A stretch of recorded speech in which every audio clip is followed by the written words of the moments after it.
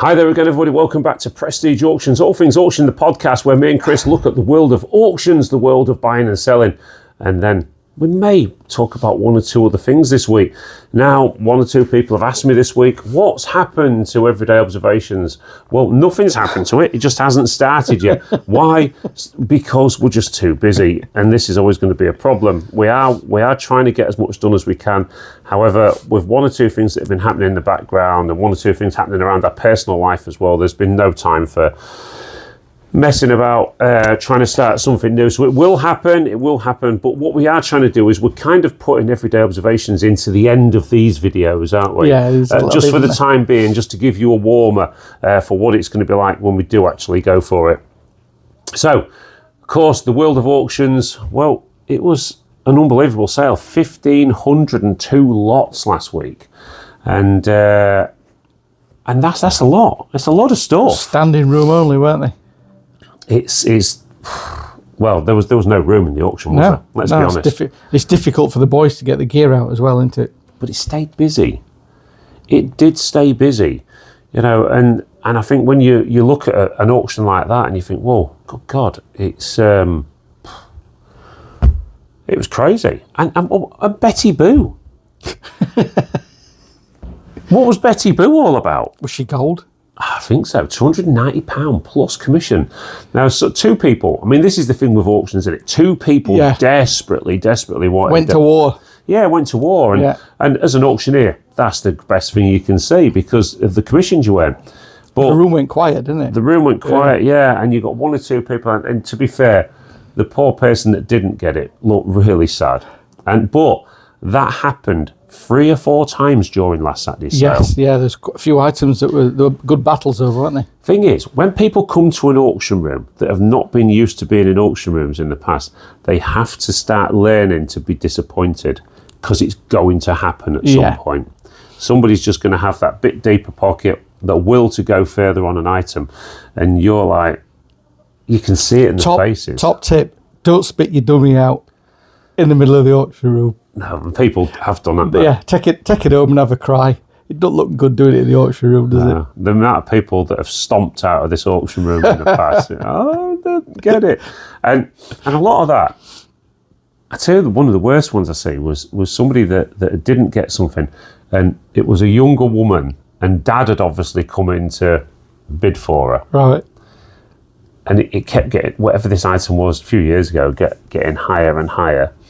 And he was like, in the end, he was like, that's enough. And then she just grabbed his elbow and pushed his hand up. And in the end, I watched him just go, no, it's enough. Well, you should have seen her. She sort of scowled at him and stomped out of the room. And I felt for this guy. I thought, no, Dad's doing the right thing there. Dad's saying, enough's enough. There's a limit. You know, you can't. It almost reminded me of a child that had never been told no. And at that point, you know, you've got to accept in this industry that, you know, every time you put your hand in the air, it is costing you money. It's costing you not just the money for the item, it's costing you commission, etc., etc. So learn to say, that's enough. A lot of people forget about the commission when they're in battles, don't they? Yeah. I mean, it gets quite important once you get like a couple £100 into it. Well, the amount of people that come up to the counter with later and go, I paid £200 for this. Okay, right. So that's 200 and whatever it is, 200. It's nearly 240 quid, isn't it? 240 quid, £236, isn't it? It's £236, and this one guy a few weeks ago went, no, I paid 200 for it. I went, yeah, you got commission. What commission? Well, you know, remember when you signed up for your number, when we gave you that sheet of what it costs and all the rest of it, that's the bit you should have read. The bit that's plastered everywhere around the building. That every auction room in the country does. Charges commission. You know, it's what it is. But to be fair, we get that every week, really, don't we? The question comes about that every week. Oh, we do. It's people just don't understand sometimes. They just don't get it. But in that sale last week as well, of course, there were so many interesting bits and bobs and so many things that made such good money. And at the end, there was another disappointed look at the end of the sale, which was over a very retro dining table with chairs. Yes. Did 390, did it? Somewhere around there? Didn't see that coming. It was a big number for what is quite a nice retro dining table. I mean, the thing is as well, you know, it's gone to the trade. So that tells you a story. When something goes to that value and gets sold into the trade, it's good. Do we have a name for it? Not that I know of. I did look and I couldn't see anything, but people, you know, big dealers, big traders know when they look at something, they know what it is. They missed that one I bought, didn't they, last year? What was there was a wire. It was all iron, all metal, spindly, and it had those fake marble tops on it, and it was a not sold. Yeah. The red thing. Red velour on the black iron, which was some French artist metalworker. Yeah, well, I mean, I remember. Things still sneak through. The dealers did look at it. They didn't fancy it. Yeah, they didn't fancy it, and But the thing is, we all got to understand this: dealers don't know everything. Yeah, I think they do. I think they do, but they don't. With like 5,000 registered people, you think somebody would know something about everything, wouldn't you? You would. So there was a bit of a disappointed look on that. The vehicle sold last week, the van and the car, we had. Right, so last week's sale was amazing. Thank you everybody for your bids and all the rest of it. It was a great sale and we enjoyed it. Me and Lisa tag teamed it through to get it done. We still got it done in plenty of time. Slightly less lots this week, 1,400 or so lots. But I just wanted to, small auction this week. I just want to talk about the specialist sale now, because the specialist sale was, of course, the week before, and the usual thing that happens in specialist sales happened this way. There's one particular thing I want to talk about. Now, we sold some cigarette cards in that specialist sale. Right. Person bid online. Well, two people obviously bid online because they made a few quid. And then we get an email through in the week. Obviously, I'm not going to talk about the lot numbers or anything like that because we need to keep it private. But an email come through. Not keen on these cards. They've been heavily clipped to something at the side. So the pictures on there just says old cigarette cards. I won't even say the name so people will be able to narrow it down. Old cigarette cards. Blah, blah, blah. Now, the way it works on Easy Light, so I want to just explain how something works in the general sale. As you know, you're a seasoned buyer of auctions, in auctions. So when you have something in the general sale, you are invited to come and look at the item, examine it, test it, check it, do what you want with it before the sale. Can hear him now. Yeah. The drums and the violins and the guitars. But don't moan about it afterwards. Yeah, you've had time. Difference is when it comes online, you are covered by distance selling rules, etc., etc. Right. So we're quite careful to put online. So there we go. There's your line. Old cigarette cards of this make. There's your picture. And you put more pictures on, don't you? Well, no, on this one there was just one picture. Right. It was just one picture because it's just a quantity of cigarette cards. Yeah. It may have been more than one picture, but it showed the cigarette cards. Now, of course, the great thing that on Easy Live Auction is, of course, when you click on the picture, it makes it bigger, and then you can zoom in and out as well, so you can see everything. Yeah. This is done purposely. We do them on high resolution, of course, because it makes it easier for people to be able to see what they're buying. And then at the side of it, you've got a thing that's called condition report. So whereas in a general sale, you're selling an item, and they're coming in and looking at it, on Easy Live, they can ask for a condition report, and we had dozens and dozens of condition reports. Right, so it's a request that you can make. Yeah. So, right, I'm asking now for a condition report to find any faults, problems with this item that you may not have looked at, so I want you to look at it closer. Okay, so when I checked, no condition reports had been asked for on this particular item, and basically the email said, I'm not happy about this. They've been heavily clipped, which wasn't mentioned. Well, no, because we're just putting down what is there in front of you and putting a picture of it. You can see if it's been clipped or not. Yeah. Have they received them at this point? Yeah, received them. And then basically, I would like to send them back for you to have a look at them in view of a full refund. So I was like, that's not how it works. It's not how an auction room works. Now, had we put in perfect order, no issues with these whatsoever, we just put down what was in front of you and the cards. Yeah, no opinion. And a picture. No opinion. Ask for your condition reports. Ask specific questions.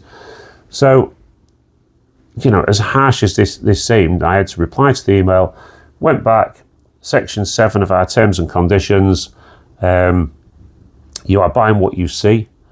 Please ask all your questions, as refunds cannot be given for auction regret, basically, or changing your mind. It's not. And the reason I'm saying this is that we've got this generation of people that have been used to buying on eBay. eBay, Amazon, That just says, if I'm not happy with it, I can send it back.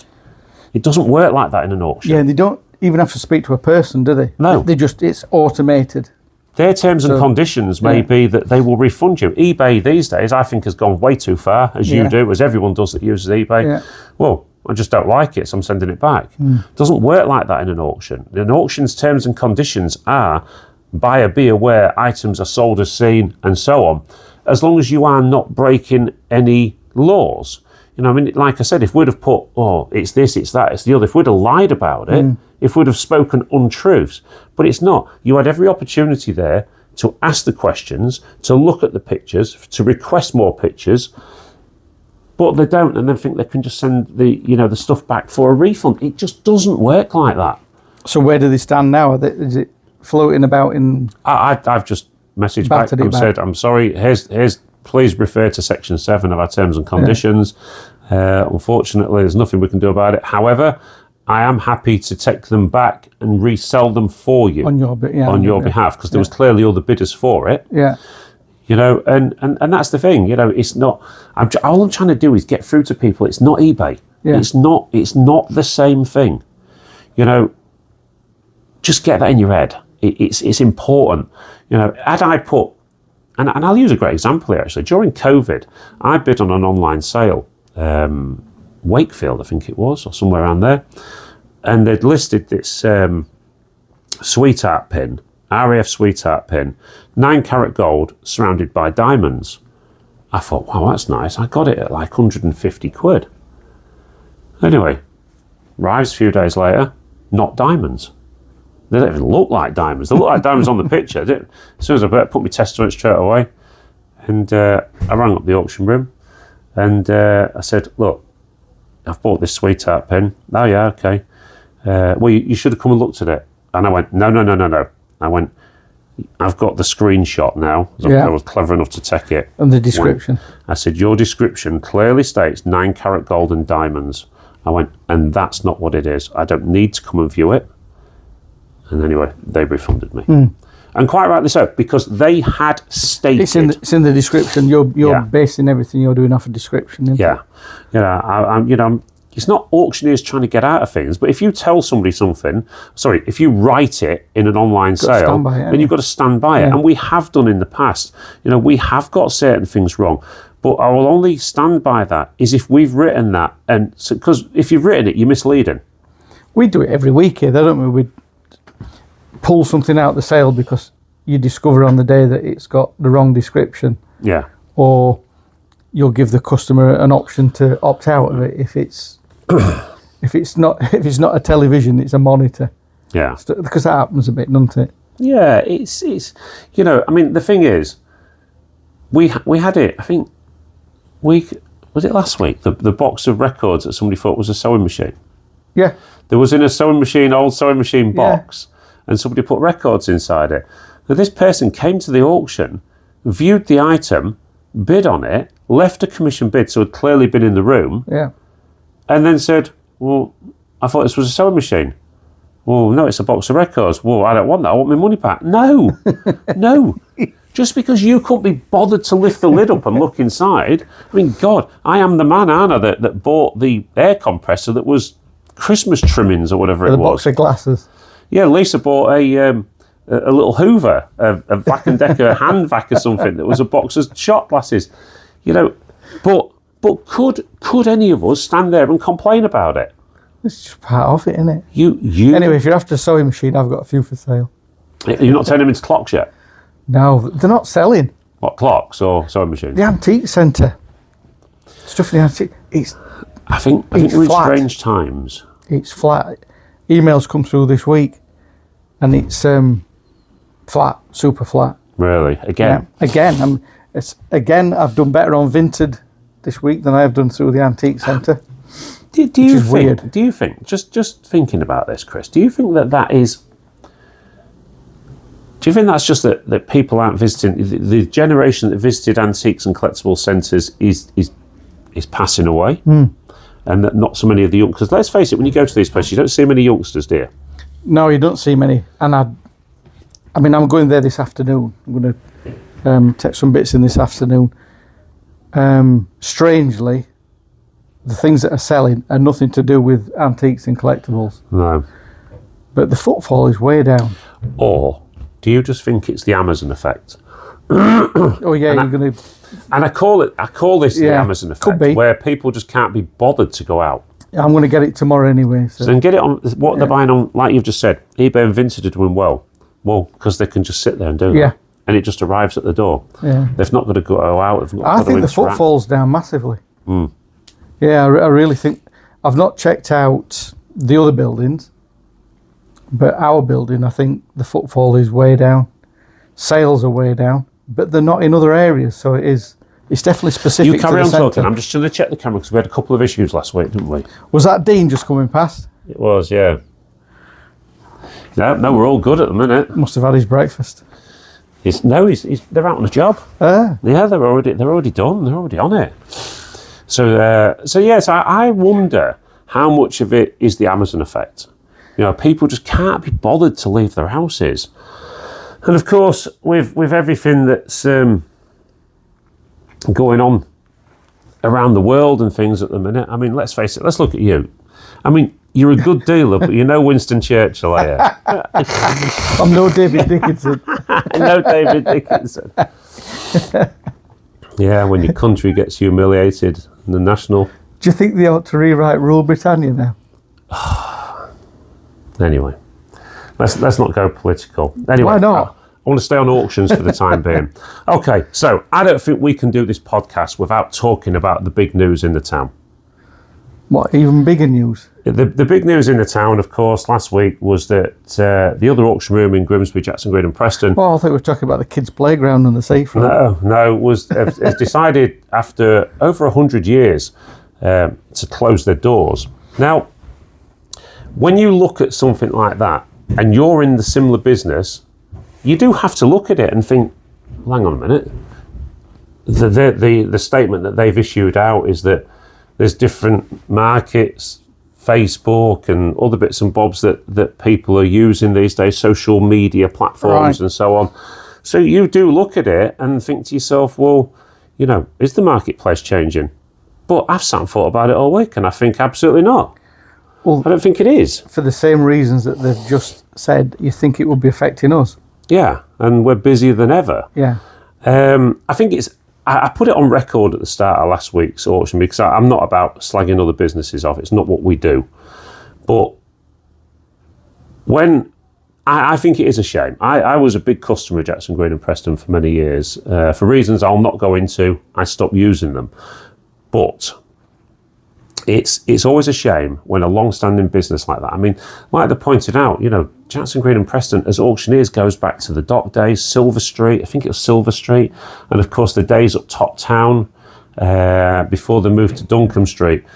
Anyway, so as I was saying, if there's been a bit of an edit there, it's because we got interrupted. So as I was saying with that'll have magically appeared. With Jackson Green and Preston. Do what? That'll have magically appeared. Yes, yeah, the cups will have appeared and all the rest of it. When people are coming into the auction room on Friday and saying, you know, I bet you're dead happy and all the rest of it. No, I'm not. You know, ultimately, you know, when a business stops trading after that many years, it's never a great thing. When people ask me my personal opinion about it, I said, well, look, Jackson Green and Preston are a massive business. Yeah. You know, they're a massive housing, property management company, the chartered surveyors, they're estate agents, you know, and my whole personal opinion is I just think they took the finger off the pulse when it came to being auctioneers and didn't move with the times, because to actually say that, you know, people are buying differently is absolutely not true. People are coming to the auction more and more and more. We are seeing our footfall increased probably in the last year by probably 35%. You know, it's just. And they're not dealers, are they? It's no, they're just it's a different way of buying. You know, their expertise these days lies in what they do. You know, and they're a massive business. So you know, it can never be a good thing for the town. Well, no, people were trying to get me to slag it off and all the rest of it. You know, it's not what we're about. You know, when we set up Prestige as Prestige. We didn't try to be them. We didn't try to beat them either. It was just, you do what you do, we'll do it our way. And we've set up a completely different business concept. We've made it extremely modern. We've made it appealing to all age groups. You know, and this is why we've succeeded, because we put a hell of a lot of time and effort into what we do. And we also cater for a lot of people. You know, when I was going to, you know, because I mean, I was a big customer of Jackson Green and Preston's back in the day, and when I was going down there, you know, some of the things that used to get to you. Well, one, again, opinions. It was in the wrong location. You know, there's no, apart from a few parking bays outside, there's nowhere to really park. That's off-putting to people. There was no on-site catering. Their auctions are on a Friday when most of the normal working people can't get there. You're already narrowing down, aren't you? Yeah, the viewing days were on a Thursday from 2 in the afternoon till 7, somewhere around there. You know, none of it really suited the everyday person. Yeah. But it's how they'd done it for years. And the thing was, they didn't change. And I think one of the things we're all having to learn in business continuously is that you've got to adapt. You've got to adapt to the modern way. So anyway, I just want to put it on record, like I did at last week's auction. No, I'm not particularly glad about it, and also because I think that competition in business is healthy, because it makes you keep your finger on the pulse. But that's 2 big auctions that have closed down now in the last 12 months in Grimsby and Cleethorpes.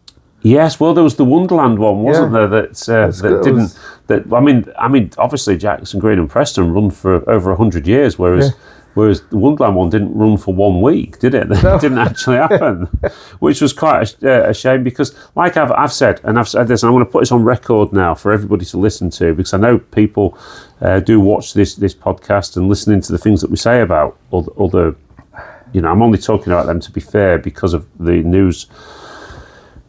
But somebody came to me and went, "Oh, I've heard that there's another auction room setting up." Good. I don't mind. I'm going to put it on record now. Ultimately, if somebody comes in and does it better than us, then that'll be us done. If somebody can do that, and that's all you've got to do in business. You've just got to come in and make your business solid and better. Keep us on his toes, won't it? But it'll keep you on your toes. Yeah. But just remember this. It took us 3 years to make any money. 3 years. And you've got to have money behind you. It's different these days. To make that work. The expensive things. Yeah. That's far more important these days than it used to be. So you can lose a lot of money fast, can't you? Oh, yeah, absolutely. Yeah, I mean, you really can. But I mean, I want to, you know, I'm not lying to you, I've had phone calls this week. We've had people contacting us that have been using Jackos for years that now want to get involved with us. I wish they'd got involved with us earlier, but they didn't, and that's life. Some people are loyal. I mean, me personally, being in the trade for quite a few years now, I don't see how you can be loyal when you're in this kind of industry. You go to where the stuff is. If the stuff's at Jackson Green and Preston and the stuff's at Prestige in Grimsby, you go to both. Why wouldn't you? Yeah. That's how you make your business, how you get your items to purchase. You know, ultimately, lots of people use both of them, but there are a number of them that say, "Oh no, I'm loyal." Yeah. Well, you know, it's okay. It's okay being loyal, but ultimately, what happens now? Yeah, you know, if they can't be loyal now it's not going to be there. But like I said, I'm going to underline it now.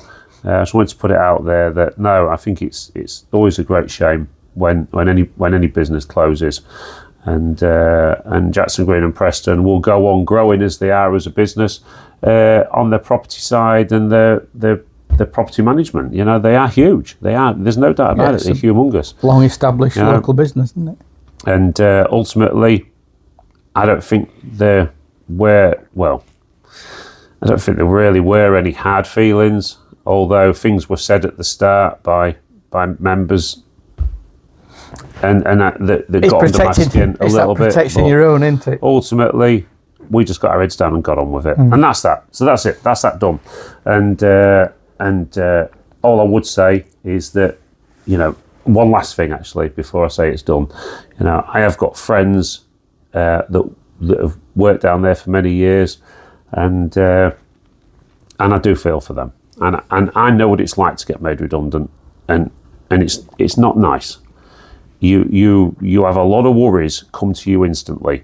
Yeah. How am I going to do this? How am I going to do that? I mean, how we did it is we set up Prestige when I got made redundant. That's what we did. We set up Prestige Auctions, and even though it took a long time to start making money, in the end we've never looked back. But then who wants to work 70 hours a week? Luckily, me and Lisa do. We can cope with it. A lot of people can't. And, I think that... and also, I want to put it out there as well. Anyone that might watch this that has been a customer of Jackson Green and Preston's that has stayed loyal to them, no hard feelings from us. Our doors are open. Come and see us. Come and see us. Come and get involved with the bidding. And look how differently it can be done. Look how wonderful this place is on a Friday and a Saturday, how friendly it is. Everyone knows each other. There's a bit of banter. It's a different way of auctioneering. Completely different way. It's just much more like a community than anything else. Yeah, where the business gets done. People bring the stuff to us, and it is what it is. I think our way of doing it is better, but then we set it up. Ultimately, I think, and we've covered this off in a lot of podcasts, Chris, the old-fashioned way of auctioneering is dying. Well, if our way wasn't working, we wouldn't be here today, would we? No. 9 years in and nearly 5,000 registered buyers just in the general sale. That's about looking at what we do online. We've set up something that works, and long may it continue. But if you are going to be that auction room, and believe me, there's a few of them we look at, isn't there, that are still this hoity-toity, okay, here we go, that's knocking fridge freezers back at the front door. Yeah. Because they only want antiques and collectibles. Well, look out. Look out, because the change is on, I think. Because the change is on. I mean, we've just watched it happen in one of our customers as well set up an auction room in Doncaster. Yeah. And again, initially it's been quite a steady growth, but they're getting there now. Yeah. They're getting there. They're putting on some good sales. I look. And I've bought some stuff off them as well. They just expanded as well, haven't they? Just expanded, and and because they're not going down the old hoity-toity path. But that's the trouble with the antique centres. It's full of stuff that nobody wants, because all them people that wanted it, they're not here, are they? No, this is the problem, Chris. I mean, it's a different world now. When I go out and do a quote for a house clearance, I'm continuously having to advise people on what their items might be worth, and the look of shock and horror sometimes, because mum or nana or dad or whatever collected something that was worth a lot of money years ago. Yeah. I mean, some people, don't get me wrong, some quotes I go into, they're literally like, I know it's all worth nothing these days, but we need to get rid of it. And that's the absolute best attitude to have, because if you allow the auction to do its job, bearing in mind, and again, this is another thing that some of the auction rooms fell into the trap of, was buying house clearances. And I think that just kills your reputation.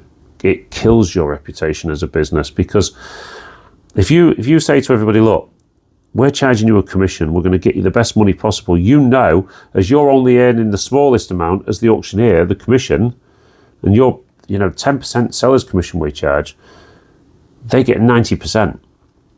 It's in our interest to do the best we can to get a good price for their items and get them sold properly. I think a lot of people understand that now. Yeah, and ultimately, when some of these auction rooms now that have started buying stuff, if you buy the item well, I mean, it's just, yeah, short term you might make more money, you might.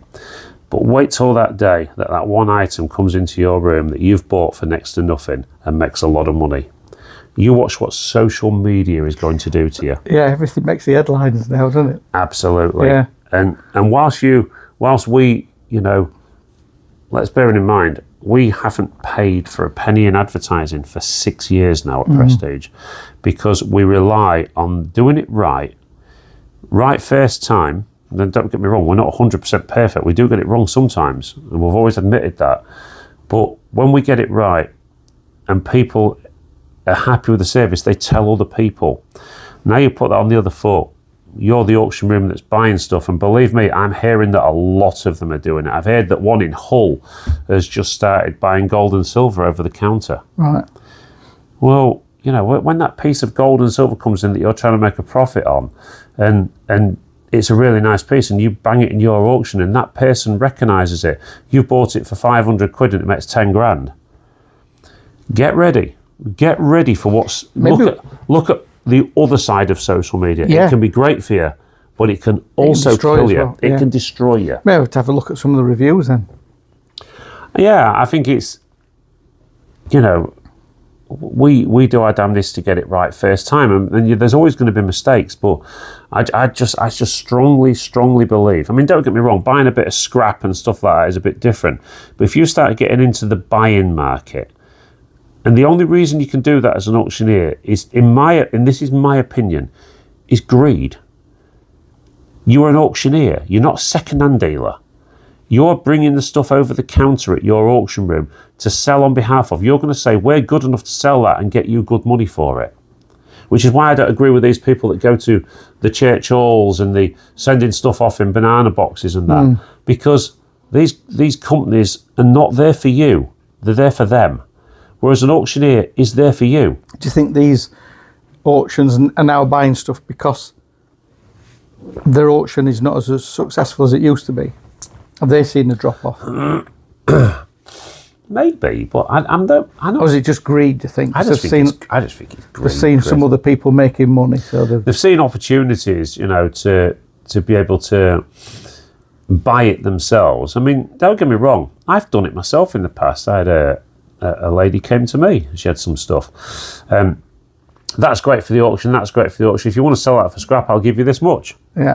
Because it wouldn't, the commission, when it comes to gold, especially heavyweight gold, commissions can kill heavyweight gold in an auction room unless it's a saleable piece. Yeah. You know, if you was an auctioneer and somebody came to your counter, don't get me wrong, house clearance is different.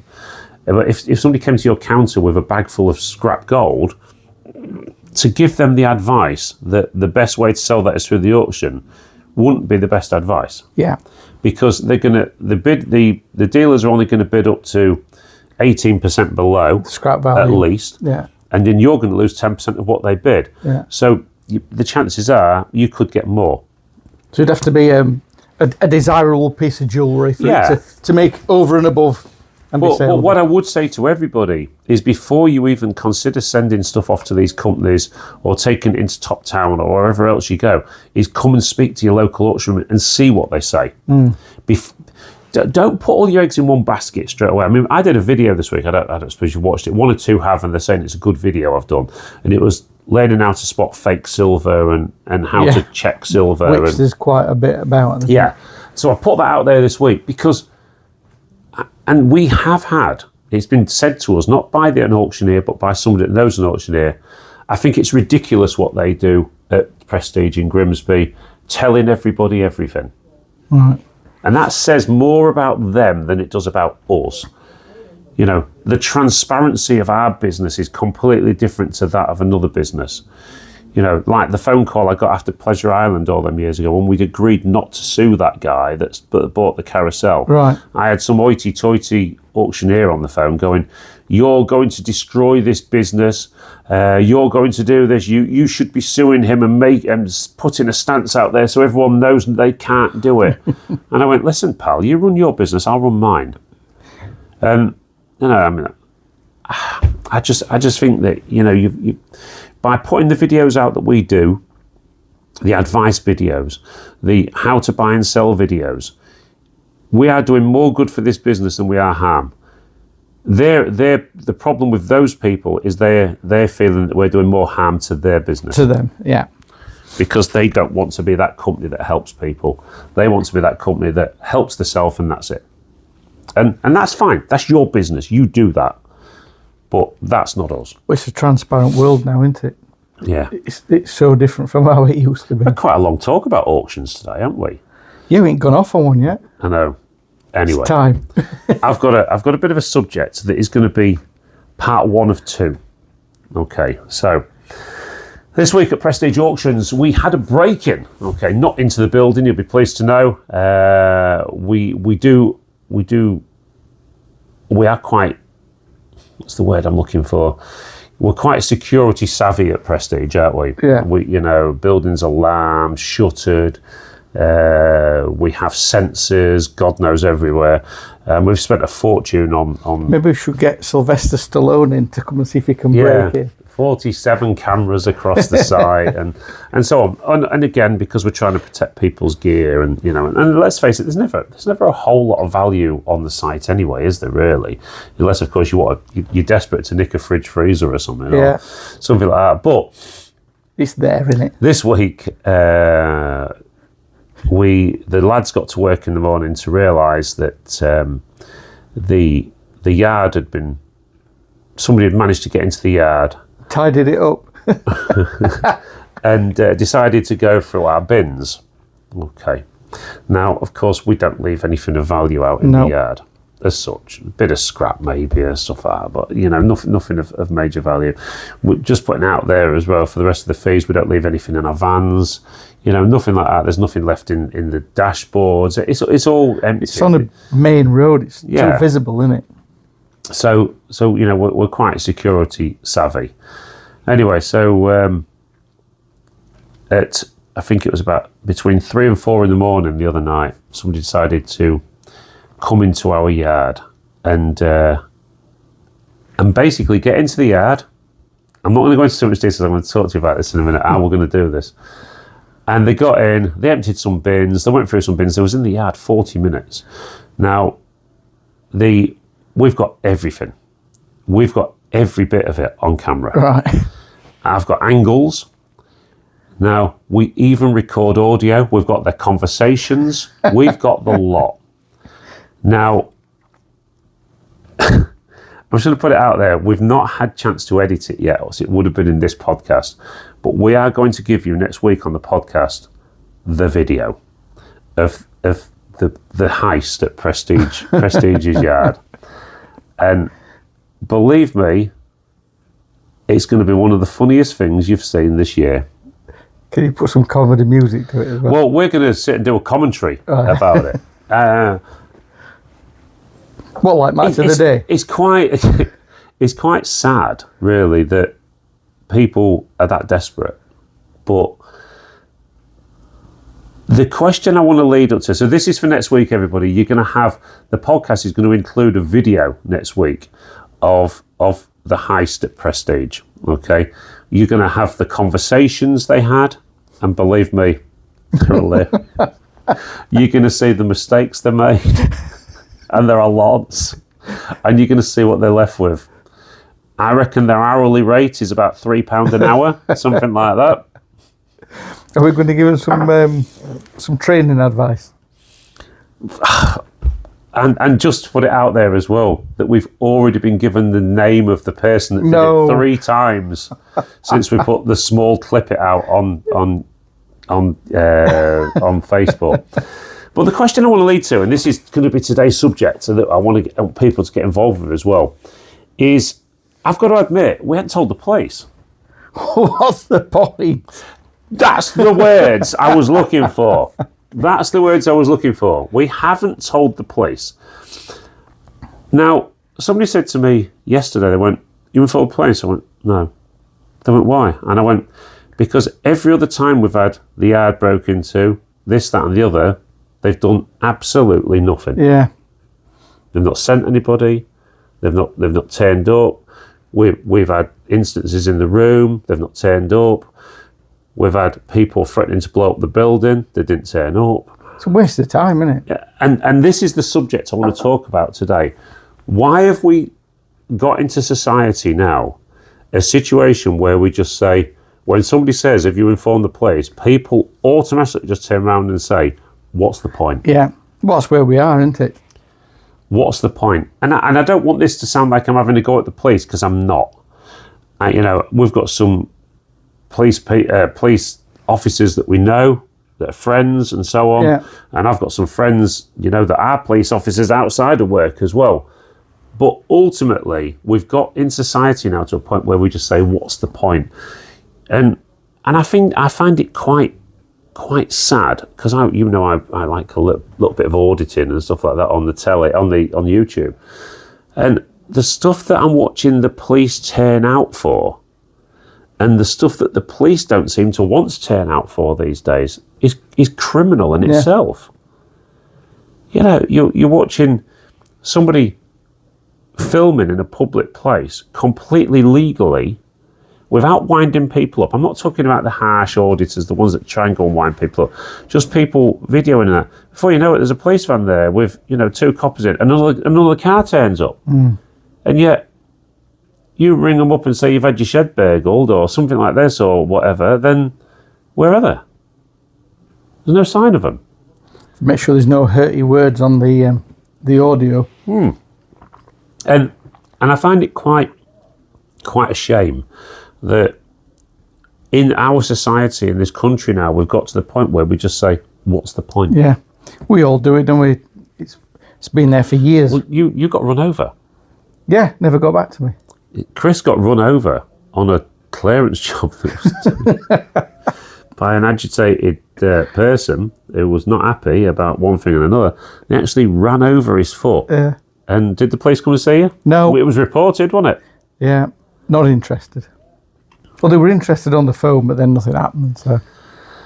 So when people said to me straight away, why didn't you report it? Well, I reported it because I've reported it time and time again when things have happened, and absolutely nothing has been done. And dare I say it as well, and this one really did get to me. It was when we did get broken into in this building. I mean, we thought we had done as much as we could, and they actually came in through the building next door, which is part of Prestige clearance these days, because you won't put the shutters up, didn't you, afterwards? Yeah. Yeah, it's different. On the back of it. They came through the front door. Different part of the building at that point, weren't it? We had a full picture from next door's CCTV camera of this guy looking up into their camera and putting his ski mask on. We didn't have his face on our camera, but I mean, another clever one. It's probably the same one. Has done that. We had his face. We had that same ski mask walking around our building, stealing stuff. We managed to get a name quite quickly. We managed to get the stuff back, not through the police, but through another means. Yeah. Somebody that knew him. We got the stuff back at the place. The police arrested him, and his solicitor apparently sat there with him and said, it might look like him, but it's not him. And this policeman on the phone turned around to me and said, I need more. I went, what do you mean you need more? You've got his face putting the ski mask on. You then see him come through our door with that ski mask on a few seconds later and start stealing stuff and leaving the building with it. And you are needing more. He went, yeah, but his solicitor has said it might look like him, but it's not him. And I went, so what have I got to do? He went, we need more.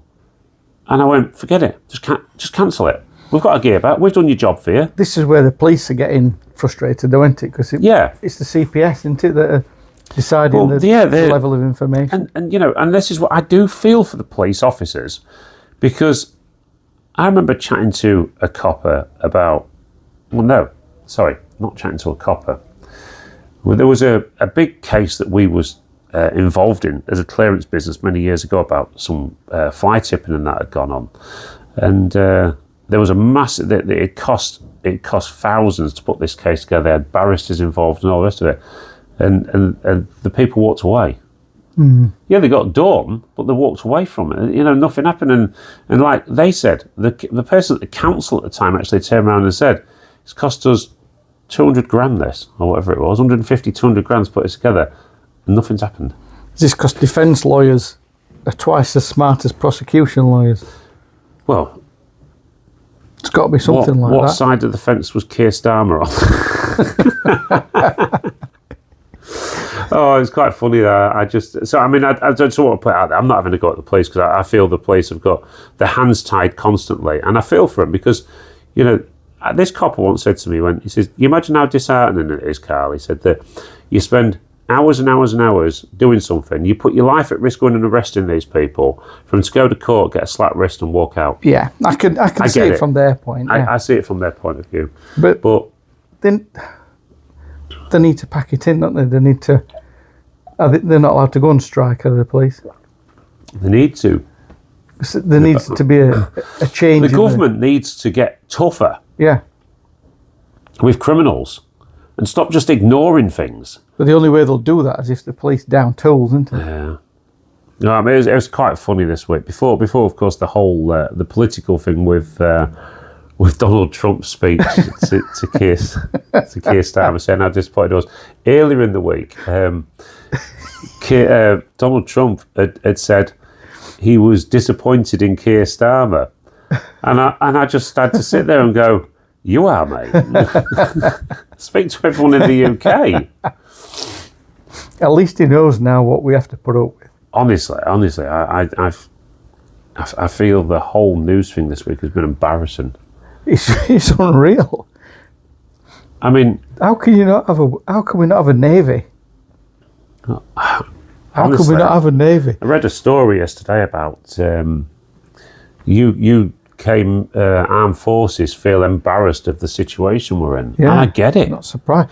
We had the Greens that broke into the RAF base and messed some planes up. I mean, that's a big security issue. I don't think they were the Greens, were they? There was some protest group. Was it one of these Palestine action groups? They chucked the orange paint on, didn't they? Was it orange paint or something or other?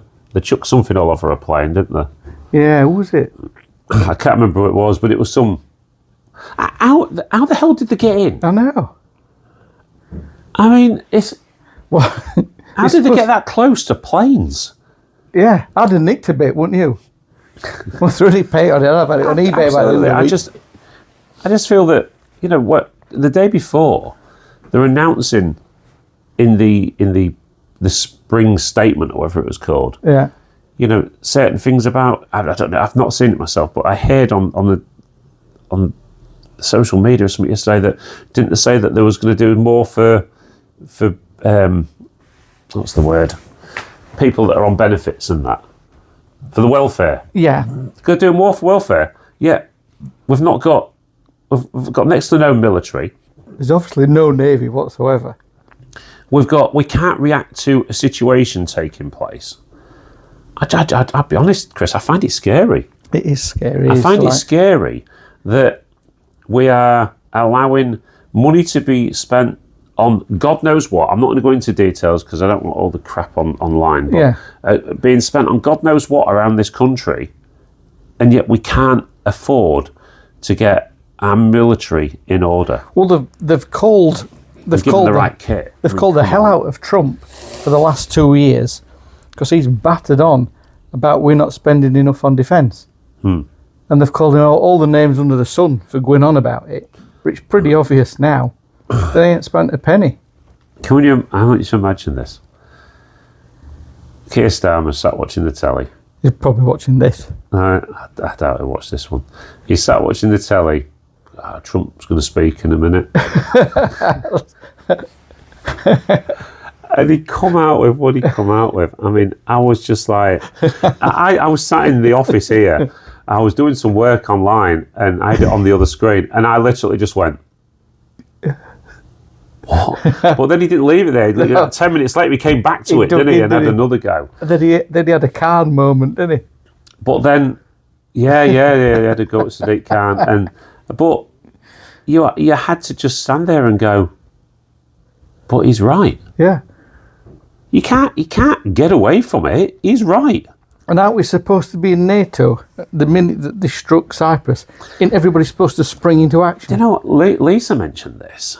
And I didn't. I said there must be some other rules involved. I said because Lisa said surely they've struck a NATO country, whether they're Cyprus or us. I think we're both NATO, aren't we? If they're at our air base or Cyprus or whatever. So, yeah, if one country is attacked, all countries will respond. Isn't that how it works? Yes, that's what it's meant to be. That's what they told us. Are Spain in NATO? Not anymore. Don't think Spain exists anymore, does it? Yeah. Donald wasn't happy with Spain, was he? No. Do you think? The comedy moment to me was when he was talking about Spain, and he actually looked up at one of his advisors in the press conference and says, "Is that something we can do today?" I was like, sort of Spain is sitting there going, "No, don't do that." No. Do you think the Iberian Peninsula is now the Gulf of America? Oh God, mate, I just. It's going to be beautiful. Let's face it, we're living in very dangerous times. Very dangerous. I mean, we laugh about it, but I don't think we've ever been in a period where it's been so uncertain. No, my worry is that if this country got attacked, but what the hell? I mean, I'm not being funny. Well, I mean, I watched a great thing on Facebook yesterday. Somebody had put a thing on, and there's a picture of Keir Starmer above. Is it HMS Dragon? Is it? Yeah. Did you see this one? And it says, "Look at this. The only boat is stopped."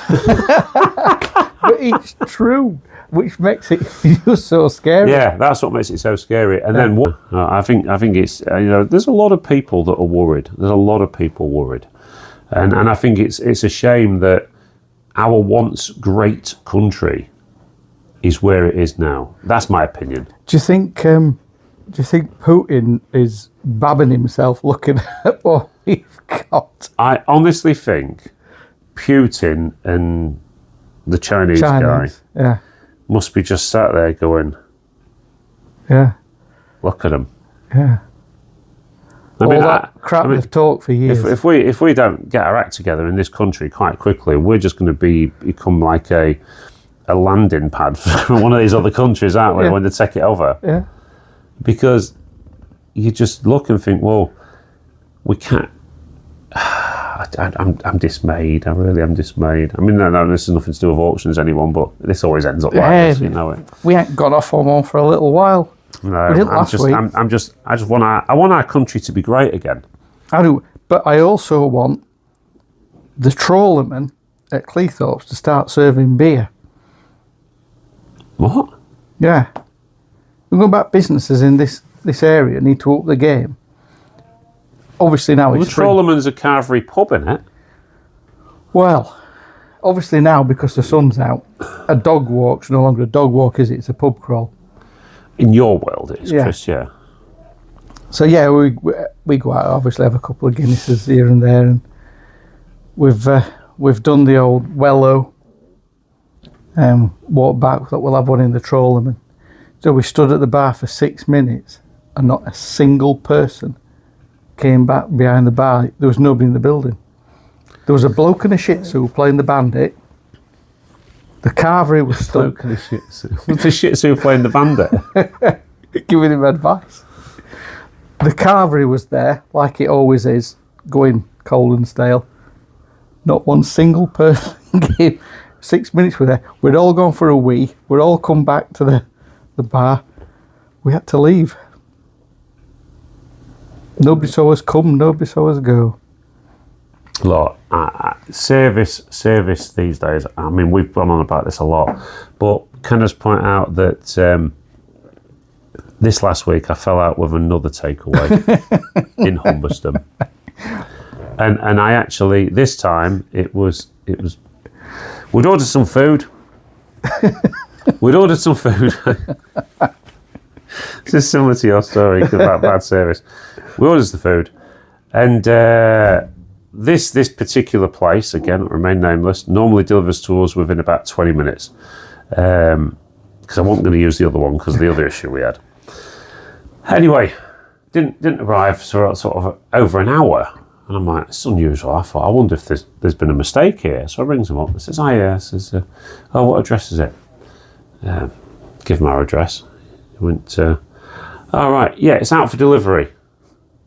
And I went, Right, okay. I said, so how long should I said, if it's out for delivery, I said, I only live just around the corner. In a car, it's like a minute. So it should be within 5 minutes. Yeah, he said, yeah, definitely. He went, but it depends where the driver's at. And as soon as he said that, I went, I don't know what made me say it, but I went, it's not left the building, has it yet? And this young guy on the phone, he went, no, it's out for delivery. I went, right. So I'll tell you what I'm going to do then. I said, I said, put my timer on for 5 minutes. I said, if it doesn't turn up in that 5 minutes, I'll cancel my order. I said, but I'm not going to tell you because I'm telling you now if it's not over in 5 minutes. I went, so I'll ask you one more time. I went, has it left the building yet? And he just went, no, it's not even ready yet. So straight away I was like, so why lie? Yeah. But this thing seems to be the standard thing with takeaways these days. So tell them it's out there, it'll calm them down, they'll get it soon. And I said, why didn't you say to me when I rang up, we're really busy, we're going to be an hour and a half? Because I asked to speak to one of the owners, I know them there. I asked to speak to one of the owners of this place, and they're not there, he's not here, he's not there, he's on holiday. I went, so you're telling me, I said, normally you have 3 cooks in this place. I went, there's only 1 tonight, is there? He went, they're just really busy. And I went, listen, mate, I said, from a customer care point of view, when somebody rings up and says, I'd like to order this food, say to them, look, we're really, really busy, it's going to be an hour and a half. Some takeaways do that, I give them the due, and you can make the choice. But they didn't. And I said, you didn't say to me on this conversation at any point when I rang you that it's going to take ages. And he went, yeah, but we're really busy. I went, so how do I know that? I went, just cancel it, mate. I said, I'll never use you again. So that's 2. That's 2 now. So right, so I have now got 1. I'm just working out what I can order. 1, 2, 3, 4. There's still 4 I can use in Umberston. Oh, what we got? Where are we? March, April, May. So in July, you're in trouble. Yeah. In July, I'm having to look at Middlefort Road and beyond. Although, can I just say the Canton down Middlefort Road is a good Chinese, and always has been. The one in Cleethorpes Town Centre, opposite on the alleyway down from Boys. Right. That's superb. Oh, I didn't know there was one down Opposite the betting shop. It's on the corner. Ooh. Well, that might be me on the option zone. So yeah, I always park on those little parking spots beside the Boys. At the minute. Yeah. Pedestrianising the marketplace. Another thing that they didn't want them to do. Everyone went against it pretty much, and they're still doing it. Well, that'll end that then, because it's be a little cut through on the way home. Well, like everyone says, if you can't pull up to a business these days, pretty much you're going to go to it. You'll go to the next one. I fear for the odd few days, by pedestrianising the marketplace, the odd few days they'll have in the summer where they'll be really busy, scooter weekends, stuff like that. Yeah. Because they'll have bands on and what have you. For their everyday trade, oh my God, I think they're going to regret this. Well, I think it'll be another Freeman Street. Freeman Street years ago got pedestrianised. Don't know if you knew that. Kim's told me about this, yeah. And it killed it. And I think they're going to run the same way with the marketplace. And of course, they still haven't made a decision. Everything's gone very quiet at the minute about the bus lane. And we're just waiting for that decision to come through. And have they got a date for when it's supposed to be done? Well, it's sometime this month, apparently, that the decision's being made. And we've not heard anything from anybody. We have seen lots of activity going around. It seems that parking wardens are going around in gangs now rather than on their own. Tooled up. They've been taking pictures of people parked in precarious positions. I don't know. Who knows which way it'll go? But I know which way I'll be going if it happens. Yeah. And that's that. So ultimately, make your choices. Anyway, listen, everybody. I think we've gone on for long enough. Chris has got Hemswell to go to. Well, That's what they'll say when you get there. He needs a new vocabulary. It does, yeah. We need to get Basil. A 2026 one. And today, Chris has found out that bagpuss can be put in the microwave. Now, apparently, it says it on the bottom. Inspect at regular intervals. Discard if found worn or damaged. clean only in accordance with the manufacturer's instructions. And it says on here, apparently it's full of something or other that you can warm up in the microwave, so you can have a warm cat on your lap. Is that what we said earlier? I'm sure that's not what we said. But anyway, listen, everybody. Thank you for listening to us drone on about all different subjects that we've had today. And hopefully you'll all have a great week. It is viewing down here at Prestige today. You would have missed that by the time you watch this at 8 o'clock tonight. Small auction this week. It's not a small auction, no. It's 1,436 lots. That's tiny, isn't it? It's a few less than last week. 70, 80 less than last week. Half an hour earlier finish. We're going to have a great day down here tomorrow. So if you are at Loose End tomorrow, fancy a day out, come down to Claythorpe's DN or down to Grimsby, DN31 3AX. That's where we are at Prestige Auctions. The sale starts at 9 o'clock. Doors open at 8 a.m. And there is on-site catering, coffee shop, all the rest of it. Have a great week, everybody. Do some buying, do some selling. Get involved with this fantastic industry that we're involved with. Get on Vintage Red Hot. Vintage Red Hot at the minute, according to Chris. That's your top tip of the week from Chris. Yeah, Vintage Red Hot. And I think obviously he's close to making his fourth million now. Oh yeah, pretty close. Mind you, when you're being charged £3,000 for a set of steps, you probably need to make that much. Anyway, listen, everybody, have a great week. If anybody's got any cheap steps, say goodbye, Chris. Goodbye, Chris. And we'll see you all very soon at the auction.